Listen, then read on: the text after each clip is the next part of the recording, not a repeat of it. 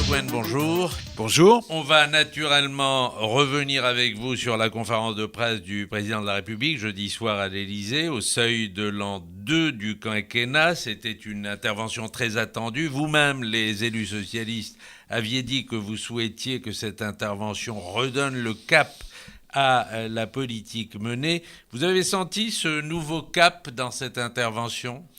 Je crois que son intervention a été une intervention forte. Elle a, d'une part, été pédagogique, elle a insisté sur la nécessité de l'offensive, et elle a bien marqué aussi quand même une évolution, disons les choses, une affirmation de ce qui était la pensée de François Hollande et du gouvernement, c'est-à-dire donner la priorité à une économie de l'offre, on pourra revenir sur ce que cela veut dire, la maîtrise des dépenses publiques, mais compatible avec la croissance, une politique industrielle, une politique en faveur des entreprises, et d'ailleurs en accord et à une recherche de compromis avec les entrepreneurs. Et puis ce qui a été aussi un fait marquant, je crois, c'est l'affirmation des propositions françaises en matière européenne, en matière de gouvernance économique européenne. C'est un sujet important que nous aurons à débattre dans les mois qui viennent. Alors justement, Monsieur Le Guen, vous allez peut-être pouvoir nous expliquer ce que vous entendez par la politique de l'offre, parce que le président Hollande, pendant sa conférence, s'est défini comme un socialiste qui veut agir pour le bien de la France, mais d'autres le qualifient de social-démocrate. Qu'est-ce que vous diriez, vous ? Il est socialiste, il est social-démocrate ?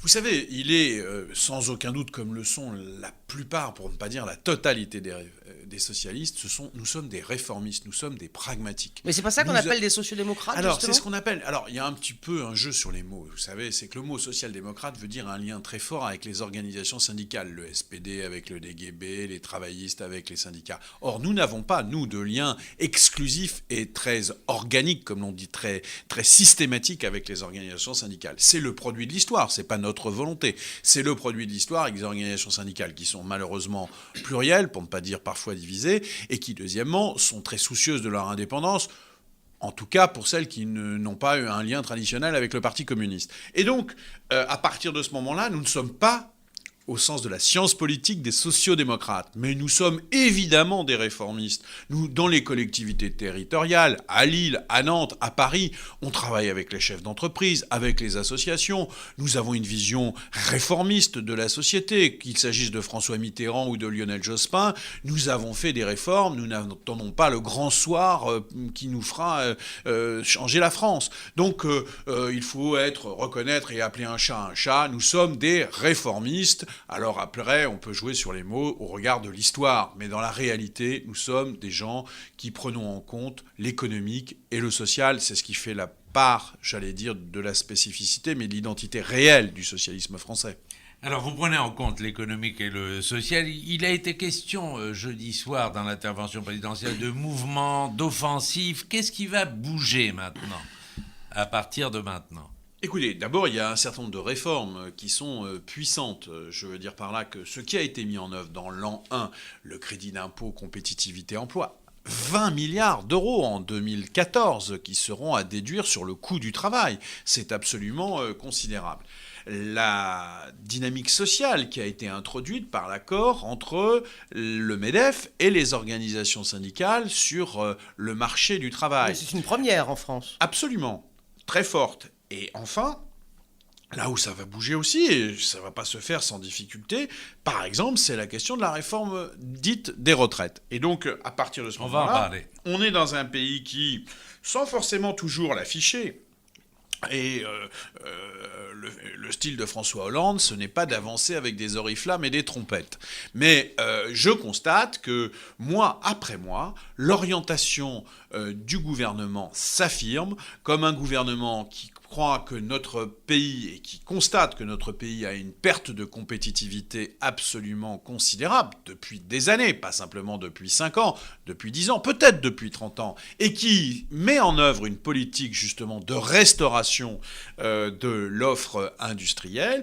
Il met aussi une politique très douloureuse, pour dire les choses comme elles sont, de la dépense publique, des comptes publics, de lutte contre contre l'endettement. Ça passe y compris par une fiscalité qui a été renforcée, surtout sur les plus riches. En et c'est gros, ça veut dire douloureux. qu'on a augmenté les impôts et beaucoup, Mais justement, bien c'est ce que vous sûr. reproche la droite. Mais bien sûr, mais si vous voulez, la droite, elle nous reproche quoi? Pas d'avoir constaté depuis 5 ans 600 milliards d'euros de plus de dettes. Alors qu'est-ce que vous voulez que je vous dise? On peut raconter ce qu'on veut. Il faut évidemment diminuer les dépenses, mais il faut aussi augmenter les recettes. Et est-ce que les plus riches ne sont pas les mieux placés pour contribuer plus, surtout quand, dans les années Sarkozy, ils ont été assez largement exonérés de la justice fiscale? Voilà. Alors c'est jamais très populaire que d'augmenter les impôts, même sur les plus riches, puisqu'ils parlent beaucoup et ils se font entendre beaucoup. Il y a un sujet avant les impôts qui inquiète, ou en même temps que les impôts, qui inquiète beaucoup les Français, c'est le chômage. François Hollande a de nouveau affirmé pendant sa conférence de presse qu'il allait inverser la courbe du chômage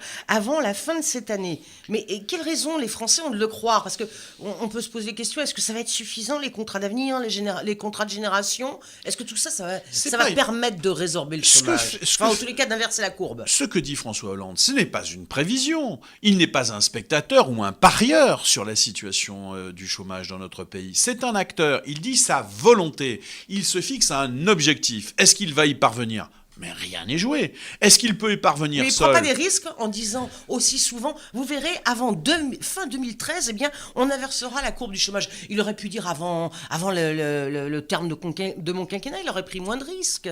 Mais bien sûr qu'il prend des risques, mais en même temps, ne pas prendre de risques, c'est laisser penser qu'on est dans l'inaction. Et encore une fois, ce n'est pas un pari qu'il fait. C'est l'affirmation d'une volonté. Peut-être ne se réalisera-t-elle pas exactement au moment où il le dit, mais il explique par là même qu'il faut mettre le paquet sur la question de l'emploi et sur la question de la compétitivité. Voilà, alors après, on pourra toujours lui reprocher, mais si jamais cette prévision, qui n'en est pas une, qui est un objectif, ce n'est pas une prévision, n'était pas respectée. Mais on lui reprocherait à juste titre encore plus de ne pas avoir affiché la problématique de l'emploi comme étant une priorité de l'action du gouvernement. Alors là où on a senti quand même un changement de tonalité, c'est sur l'Europe. Le président a fait une adresse aux Européens et à l'Allemagne où il propose une union économique renforcée. 3 semaines après l'appel à la confrontation de Claude Barthelone, ça n'est pas un changement de cap là pour le coup? Je ne crois pas. Je crois que les propositions qui sont faites, j'allais dire, elles répondent d'une façon positive aux sentiments qui ont été exprimés, parfois de façon un peu exagérée, par un certain nombre de mes amis. Quelle est la situation? Nous disons, la France a des efforts à faire pour elle-même. Elle a un problème spécifique français, la perte de compétitivité, la perte industrielle, on l'a déjà dit.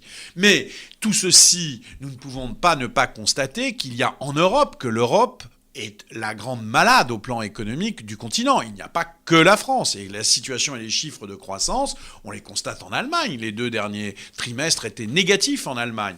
Et donc, nous devons avoir une politique au plan européen qui soit une politique expansive. Et donc, il dit des choses où il rappelle l'importance du couple franco-allemand, mais ceux qui critiquaient Mme Merkel, d'un certain point de vue, c'était aussi une sorte de dépit amoureux. C'est-à-dire qu'on est toujours un peu à la recherche de cette idée que le couple franco-allemand est un couple moteur. Alors, dans ce couple, eh bien, on s'est fait des reproches. Est-ce que c'est scandaleux? Je ne le crois pas. Là où il y avait un vrai problème, c'est quand un certain nombre de gens pouvaient penser qu'en critiquant l'Allemagne, on se dispensait des efforts à faire en France. Alors là, effectivement, c'était tout à fait négatif. Enfin, le président a bien senti le problème puisqu'il a cherché à rectifier le tir. Eh bien, écoutez, il rectifie, il positive. Mais il fait des propositions, j'attends de savoir ce que va dire Mme Merkel. Sur le gouvernement économique. Ben, par exemple. Sur la présidence de la zone euro.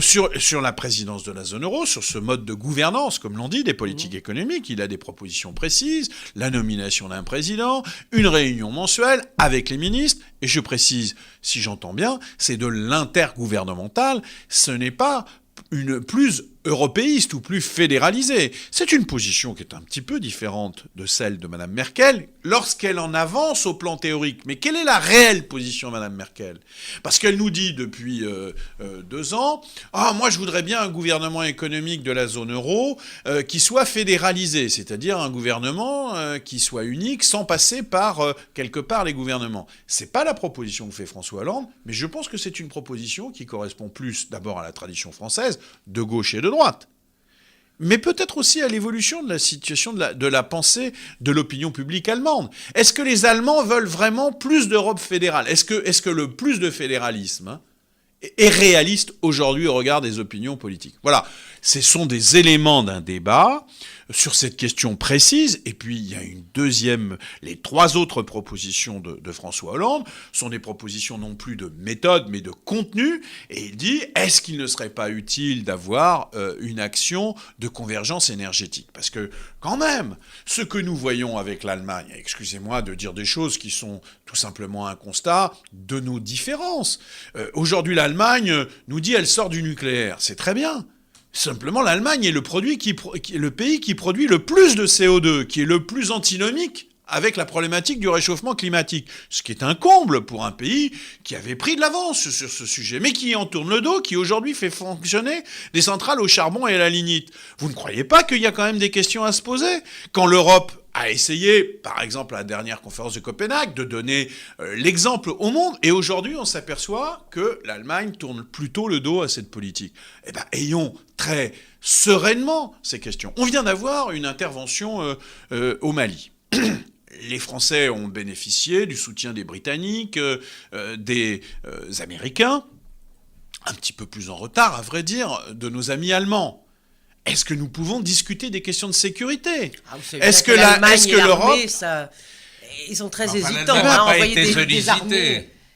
Pardon, si, l'Allemagne a été sollicitée. Et d'ailleurs, elle a répondu. Une partie des transports de troupes a été fait par l'armée allemande. Simplement, pour dire les choses, on n'a pas à être mécontent de l'attitude du gouvernement allemand, mais on voit bien qu'il y a un débat au niveau des opinions publiques. Est-ce que l'Europe a des problèmes de sécurité ? Moi, je pense que la sécurité au sud, la Méditerranée, la sécurité, j'allais dire, à l'est, et notamment les républiques d'Asie centrale, les rapports avec la Russie, tout ça amène l'Europe à avoir des problèmes, à avoir une vision de sa propre sécurité. Est-ce que ce débat est vraiment posé, par exemple, avec nos amis allemands ou avec d'autres Européens ?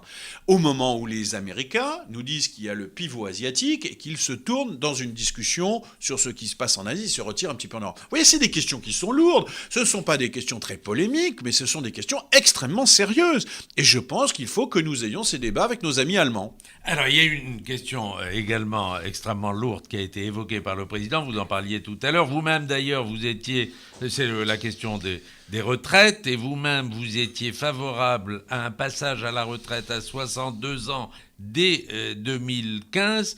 Est-ce que vous allez convaincre les partenaires sociaux ?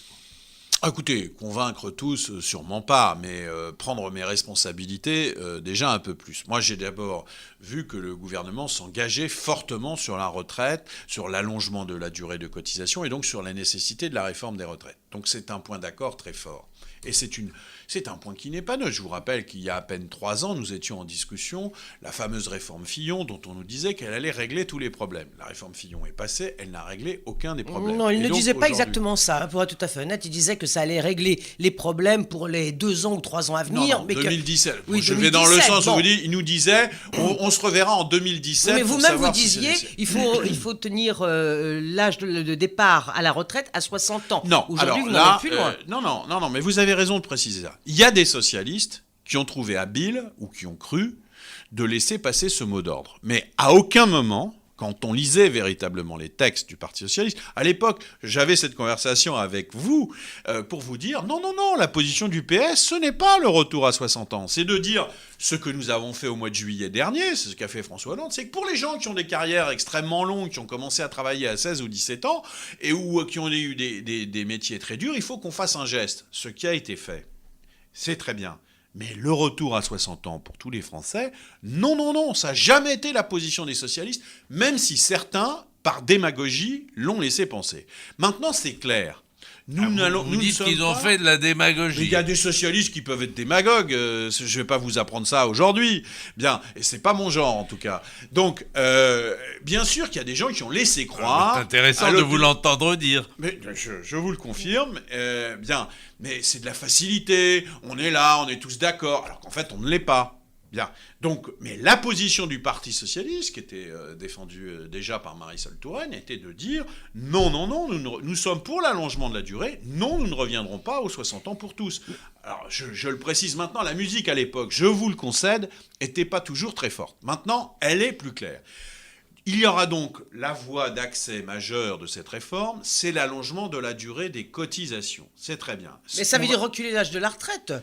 C'est mathématique. Pas forcément. Écoutez, parce que il y a les pas gens, beaucoup de jeunes qui partent travailler à 18 ans, ou 16 ou 18 ans. Aujourd'hui, on travaille assez tard. L'allongement de la durée des cotisations veut dire qu'il faudra 41, 42, 43 ans de cotisation pour avoir une retraite pleine. Mais on va vers un système qui va être, entre guillemets, la retraite à la carte. C'est-à-dire, on va dire aux gens, si vous partez plus tôt, vous pouvez, mais vous aurez une retraite qui sera moins importante. Donc, pour toucher une retraite à taux plein, il faudra travailler plus longtemps. Là, je vous le confirme. Et alors, cette idée me paraît juste. C'est l'idée juste, c'est-à-dire de donner quelque part une diversité dans les projets des uns et des autres, à une nuance près. Et c'est là où peut-être j'ai une vision un peu personnelle. C'est que globalement, il faudra que tout le monde travaille plus longtemps. C'est-à-dire qu'individuellement, les gens pourront décider de travailler pas autant et donc ne pas avoir leur retraite à taux plein, mais la société française, cette fois-ci je ne parle plus des individus, je parle de la société française, à partir du moment où elle a une espérance de vie en bonne santé, qui s'améliore de façon inégale. C'est-à-dire que les plus pauvres et les plus défavorisés ont une espérance de vie en bonne santé qui est moins bonne que les autres. Mais à partir du moment où il y a globalement une progression, eh bien oui, globalement, la société devra travailler plus longtemps. Ce qui veut dire, et j'en terminerai d'un mot, c'est qu'il y a tout un volet qui n'est toujours pas, à mon sens, abordé suffisamment, qui est le problème des conditions de travail des plus de 50 ans. C'est-à-dire que faire que les plus de 50 ans ne soient pas comme aujourd'hui pour un tiers d'entre eux au chômage, et puissent travailler jusqu'à 62, 63 ou 64 ans, eh bien il faut mettre beaucoup de santé et beaucoup de formation professionnelle. Et des parcours et une négociation sociale. Et vous comptez aussi sur les contrats génération. Évidemment. Les génération du président Hollande. Exactement, vous avez parfaitement raison. Le contrat génération est cet élément. Mais sans doute est-il encore insuffisant, parce qu'il n'y aura pas un contrat génération pour chaque travailleur ou travailleuse de plus de 60 ans. Donc c'est très important, mais il faut d'une façon globale que l'on parle santé au travail, que l'on parle santé tout court, et qu'on parle formation professionnelle ou évolution des parcours professionnels au-delà de 50-55 ans. Et ça, c'est quelque chose qui n'est pas encore tout à fait dans les têtes. Je ne dis pas que ce n'est pas les intentions du gouvernement, je dis que ce n'est pas encore dans le débat public. Alors on va changer complètement de sujet le maintenant. Le président dit un peu plus longtemps, vous dites plus longtemps. Oui, j'assume, parce que une différence. quand on parle pour les, quand on parle, non mais il faut dire les choses comme elles sont. Les gens sont crispés sur 3 mois ou sur 6 mois. Vraisemblablement, les gens qui sont nés dans les années 70 travailleront évidemment jusqu'à 65 ans. C'est absolument évident. Même si on donnera la possibilité à certains de partir plus tôt, puisqu'on est dans cette logique d'individualiser les parcours. Mais la logique, c'est quand même que la société, quand on vit jusqu'à 90 et 95 ans, ce qui sera l'espérance de vie des gens qui ont aujourd'hui 40 ans, eh bien ces gens-là doivent quand même comprendre et ils comprennent bien qu'à 65 ans, ils peuvent travailler jusqu'à 65 ans. Ça fera 25 ans de retraite, c'est quand même pas mal. Alors, on va complètement...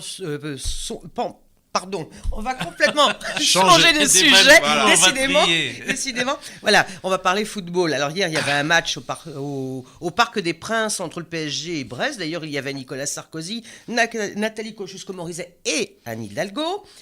L'autre jour, après les incidents de Trocadéro, le ministre de l'Intérieur, Manuel Valls, a interdit les manifestations autour du PSG. Alors certains ont dit, voilà, on recule devant les voyous. Est-ce que c'est aussi votre sentiment ? Non, c'est que le football et ce qui se passe autour du football montre bien que ce football français est encore malade. On n'a pas, parce que je dis, c'est beaucoup le PSG, il ne faut pas se cacher derrière le petit doigt. Enfin, vous avez entendu les affrontements qui ont eu lieu à coups de batte de baseball entre des Lyonnais et des Marseillais sur un truc d'autoroute. Donc on est quand même chez les dingues. Donc il est temps qu'on épure tout ça.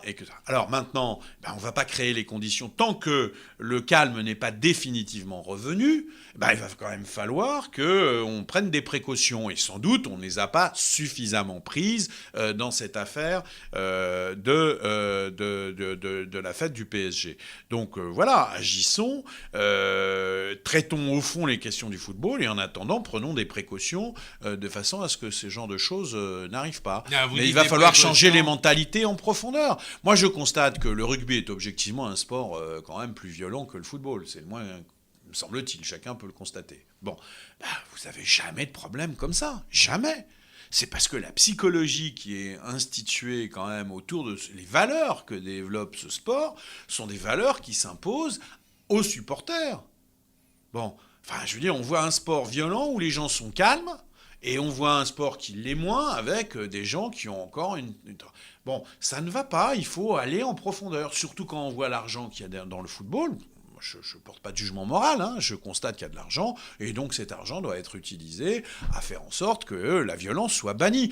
Vous dites les précautions, mais il ne faut pas qu'il y ait des sanctions, parce que ce qui s'est passé quand même la semaine dernière, au lendemain du match du PSG, c'est quand même pas rien, et le président n'a évoqué aucune sanction.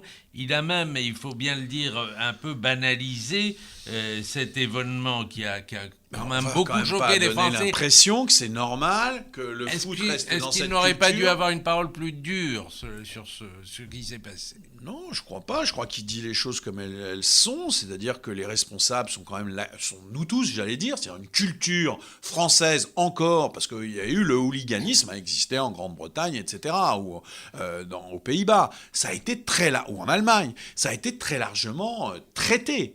Bon, nous, ça ne l'est pas encore. Le Parc des Princes est à peu près revenu à des comportements normaux, mais apparemment, il se passe encore des choses autour. Mais je vais vous dire des choses très simples. Moi, je regarde les matchs.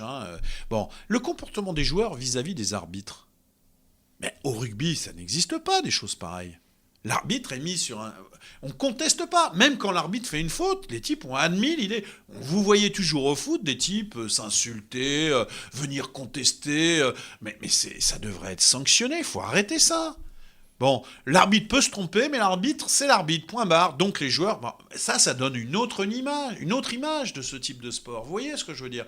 La règle doit s'imposer. C'est vraiment ce qui devrait prédominer au football et qui ne prédomine pas assez. Il faut être un peu plus britannique. Excusez-moi, Dieu sait que je défends une culture française latine, mais c'est votre côté breton. Voilà. Mais en l'occurrence, soyons plus britanniques. Faisons respecter les règles, donnons l'image du respect des règles, et d'ailleurs c'est vrai pour la République. Bon. D'où d'ailleurs les inconvénients quand je vois que des parlementaires, par exemple, signent des pétitions contre les juges. Moi je ne suis pas sûr que les juges, en l'occurrence, ils aient raison. Je ne sais pas. Mais c'est les juges, et on fait confiance à la justice et on ne pétitionne pas. Alors là, vous faites allusion à la pétition en faveur de M. Guénaud, signée par 107 maintenant, députés de son groupe UMP. Justement, on va en parler de l'UMP. Jean-François Copé, qui est le président de l'UMP, compte beaucoup sur les élections municipales. Il l'a encore dit hier dans un interview au Monde, pour redorer le blason de son parti. Est-ce que vous, de votre côté, vous, les socialistes, ça vous inquiète, ces élections municipales ? Parce qu'on dit souvent que les élections intermédiaires, c'est très dur pour le pouvoir qui est en place. Oui, mais bon, les élections municipales, je pense que les Français sont de plus en plus matures et de moins en moins engagés derrière les appareils politiques. C'est vrai pour l'UMP, c'est vrai pour le PS. Je pense que les gens, ils veulent qu'il y ait des maires efficaces pour gérer leur environnement et leur municipalité. Et donc, je pense que pour l'essentiel, ce qui motivera les électeurs à ces élections municipales, c'est l'intérêt de leur commune. Et donc, tous ceux qui ont un langage très partisan, très politicien sur ces questions, à mon avis, se trompent, d'une part, et risquent d'ailleurs d'énerver, à mon avis, un peu les électeurs. Les électeurs, ils se posent la question, à Paris, qui sont les bons maires d'arrondissement ? Quelle est la bonne équipe ? C'est la prime au sortant, un petit peu. Pas toujours, parce qu'il y a des maires qui n'ont pas fait leur travail. Hein. Il y a des critiques aussi, parce que maire, c'est très difficile, vous savez, il faut répondre à toutes les demandes. Parfois, vous êtes critiqué alors que vous n'avez pas toujours les moyens de répondre, ou parce que vous avez pris des décisions qui ne sont pas toujours les bonnes. Donc, des maires sortants qui ne sont pas bons, il y en a pas mal. Regardez la situation à Marseille, on peut se poser la question de savoir si les Marseillais vont considérer que la ville va bien. Bon, c'est un exemple que je prends au hasard, bien sûr. Il y a eu 4 sondages, il y en a 3 effectivement qui sont lesquels M. Gaudin ne serait pas reconduit. Voilà, bon, donc on voit bien qu'il y a des questions qui se posent. Mais par contre, aller à Nantes aujourd'hui pour dire que l'équipe de Nantes, l'équipe municipale de Nantes est mauvaise, il y a quand même peu de chances qu'on arrive à le faire. Ce qui ne veut pas dire que des gens de droite, d'ailleurs, vont peut-être voter pour les équipes municipales de gauche. Et de la même façon qu'il a pu exister à tel et tel endroit des gens de gauche. Par exemple, à Paris, pendant un certain temps, une partie de l'électorat de gauche a accepté de voter pour Chirac dans les premiers temps du mandat Chirac. Enfin, alors ça, à Paris, change pas justement, beaucoup, hein. On l'a vu en 2012, le vote Chirac. Ah non, là, c'était les Chiraciens qui ont plutôt voté avec la gauche. Tandis que ce dont je vous parlais, moi, c'était des gens de gauche qui acceptaient dans les années 89, par exemple, ou 83, 89. Alors, il leur a rendu la politesse, on va dire. Voilà. Alors, à Paris, vous aviez dit que vous soutiendriez Anne Hidalgo. Il y aura quand même une désignation, apparemment, mercredi prochain. Puis, Madame Hidalgo prononcera son premier discours au moment où il y aura une clôture des inscriptions pour la primaire de l'UMP à Paris. On a compris qu'il n'y aura pas de primaire à gauche. Ce mercredi prochain, c'est une formalité. Oh oui, c'est un peu une formalité, puisque nous avons décidé très largement de nous rassembler derrière la candidature d'Anne Hidalgo. Donc, et en même temps, c'est un geste politique démocratique important. Je veux dire, il faut qu'il y ait une validation par les militants du Parti socialiste de ce choix. Ça sera fait dans de bonnes conditions, j'en suis sûr. Alors, le Conseil constitutionnel a validé le projet de loi sur le mariage pour tous. Néanmoins, Jean-Marie Le Guen, la manifestation du 26 mai est maintenue et Jean-François Copé affirme que s'il revenait au pouvoir, il réécrirait ce projet de loi. Est-ce que ça n'est pas la preuve que sur un problème de société sensible, ce projet de loi a beaucoup clivé les Français ? Je crois indiscutablement qu'il y a eu un clivage des Français, on ne peut pas dire le contraire, et qu'il y a une réflexion en profondeur qui a été menée chez un certain nombre de Français. Je pense notamment que la droite est en train d'être un petit peu, en partie, mais en grande partie, transformée par l'approche de ce débat. Je constate qu'il y a une radicalisation à tous les sens du terme. Radicale au sens de la racine des choses, c'est-à-dire on en revient à une droite d'inspiration catholique forte, qui a toujours été présente dans notre pays dans l'histoire, mais qui avait disparu politiquement pour des raisons diverses, notamment parce que le gaullisme était là, parce que le socialisme avait aussi attiré pas mal. Il y a une recomposition idéologique du paysage français, on retrouve ses racines. Mais c'est des racines qui sont, à mon avis, très à droite, très conservatrices.